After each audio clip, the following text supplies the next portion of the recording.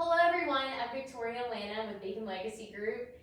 Today we have Theresa Law with us from Life Journey Advisors. Thank you, Theresa, for being here. I'm so excited to spend time with you this morning. Wonderful. Let's kind of get started. All right. We kind of first want to just know about Life Journey Advisors in general and kind of what led you to create this company.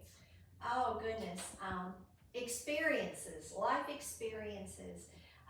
A couple of years ago, my partner and I decided that we wanted to be able to give quality through life struggles and issues on to death. And our healthcare system, as we well know, is complex, frustrating, overwhelming, and people don't know where to turn. So we want them to turn to us as their go-to guide to be able to provide the type of information that they want. And so that started us a couple of years ago, and it has just continued to grow in a path that we were led finding the people that truly need service. And what was your background before opening Life Journey Advisors? I'm a nurse. I'm a licensed practical nurse in the state of Tennessee. My experience has been in every issue in healthcare except hospice. And I always said I would end working in hospice care, and it was just tweaked a little bit. And I went into being an end-of-life doula rather than just a hospice nurse. Yeah, very good. Now, how do you ensure that the services that y'all provide are like patient-centered and that they fully understand all of their options? Having worked in healthcare for over 30 years, the thing that we're missing is patient-centered care.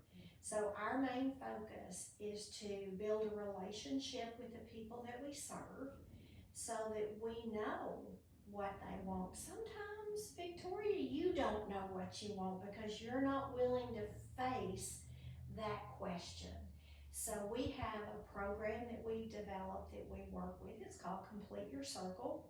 And we kind of break down all aspects of life so that we have you open up to what's really important to you. From that, we work identifying the needs that you have, the resources that you need, and help guide you through making informed decisions. That's important. Unbiased information going in so that you can make the decision that you want and have the quality that you're looking for. Right. Now I know that, we've been in touch with you several times. We've got a lot of clients that have moved to the area that, maybe their family still lives where they previously did, or maybe their kids have all moved off, and so they don't really have anyone here to make those hard decisions for them for their health care. Sometimes family will travel in, but I know a lot of clients recently, we've recommended you and referred them to you in that situation when they're not quite sure who they want to make those healthcare decisions. Is that where this program that you've developed would come in? It does, and we appreciate those referrals. Yes. We love working with your practice. It's great, the whole team. But a lot of times we find people that truly are solo agers. They've outlived their family. Maybe they're estranged from family or don't want to be a burden. Yes. So what we do when we work with them is we do the Complete Your Circle program. And I tell everybody we actually learn them better than they know themselves today. Yes. Because they identify a whole lot of things going through this program with us. And then we're able to be their healthcare advocate. We're able to stand in their place when they may not be able to answer for themselves. Yeah. And to be assured that their healthcare team, that their family, those that are around them understand this is the decision that your dad made or your mom made or whoever it is. Yeah. And we want to respect those wishes. So that helps us know exactly what to say. And sometimes all of our clients have very unique requests that they want. Maybe it's the cat in the bed with them. Maybe it's dying at home. Maybe it's my special pistol that I want. All those things are built in there. And Ashley and I have a great relationship and systems in place so that even if I've worked with one of your clients, if something happened and I was not available, Ashley can step in with the very same information and provide the level of care that they are expecting to receive from us. Yeah. How do y'all handle, if you get a call in the middle of the weekend or at night, or do y'all take shifts to kind of be on call? Do you have to be on call all the time? How does that work? We are there. I tell everybody right now we're a 24/7 business and probably always will be. As it grows, we'll have more people that work with us in the resources, but our clients usually get attached to us. Yeah. So we want them to be able to call the person that they've worked with.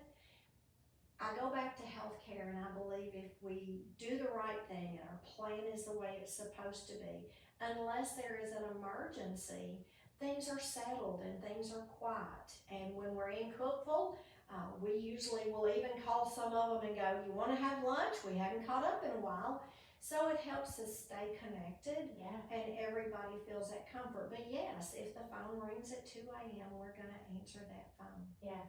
And I guess too, if the legal work, if the paperwork's done right, if something happened and you couldn't be there at 2 a.m., then you have the right things written down. Absolutely. Everyone's aware of that plan. Doctors are aware.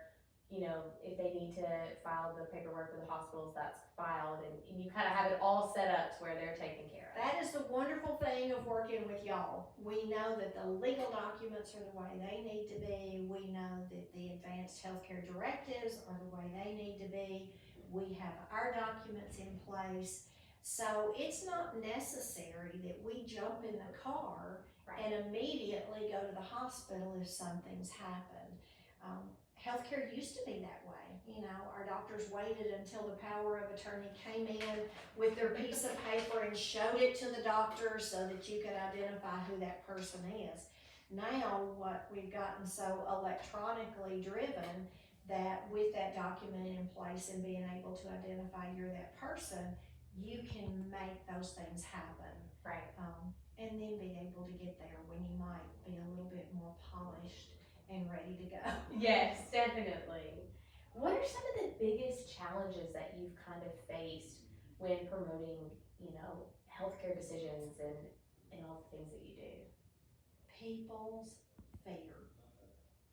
It just all boils down to, I don't want to talk about it because if I do, it's going to happen. If I make that decision and I just end up with pneumonia, will they take care of me? We build so many things into our head, and what we really need people to understand that if we prepare today, pre-planning, we're all tooting it, right? Let's pre-plan and be prepared. Then that anxiety level is lowered and people really feel good about it. We need people thinking about conversations on Sunday lunch about what do you want for your body when you pass away? Just as easy as, did you see the soccer game this weekend? Yeah. It all needs to be the same. So it's the fear of talking about something we dreaded for years, and we don't need to dread it. When we're born, we understand we will die. So if we look at that and plan both, we plan for a baby to be born, 9 months plus in advance, right? Yes. But we don't do the same thing for death. We just want it to stay back here until we absolutely have to. But if we plan ahead, we're good. We can talk about it. My son wants to be shot into outer space when he dies. So, okay, I know that now. But I wouldn't have if I hadn't brought up that conversation at lunch one day. Yeah. So fear is our biggest problem. And I guess the way that y'all help families, y'all step in, you let them know options. I think that's the biggest thing we're seeing is sometimes I'm asking questions on an advanced care directive, which leads us to other things that they may want, and we realize they didn't even know this was an option or a choice or anything. So that's the great thing about your business is that you bring that knowledge from the inside of the systems, you know it in and out, and it's big, and I think people enjoy it. They're so afraid of the hospital or the hospice word because we don't use that. And once we get them to understand that it's okay, and we don't have to be fearful of it, because you still have decisions and you still have rights.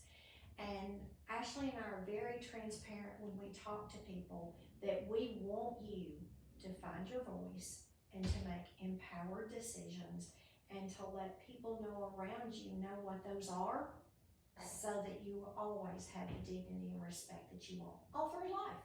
Absolutely.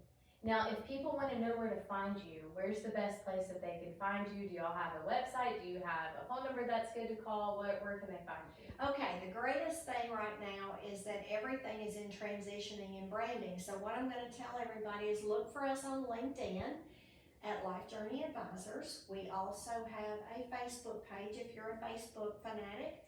And on that, there is a QR code that you can actually attach to, and it puts you right into our system.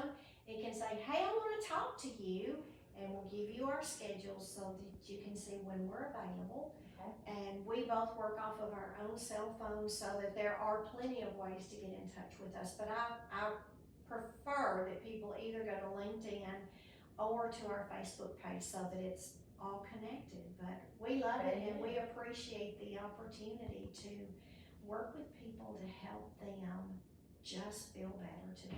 Yeah. Well, thank you for being here, and thank y'all for watching Theresa Law today on Leadership Across the Table. Thank you. Have a good day, y'all.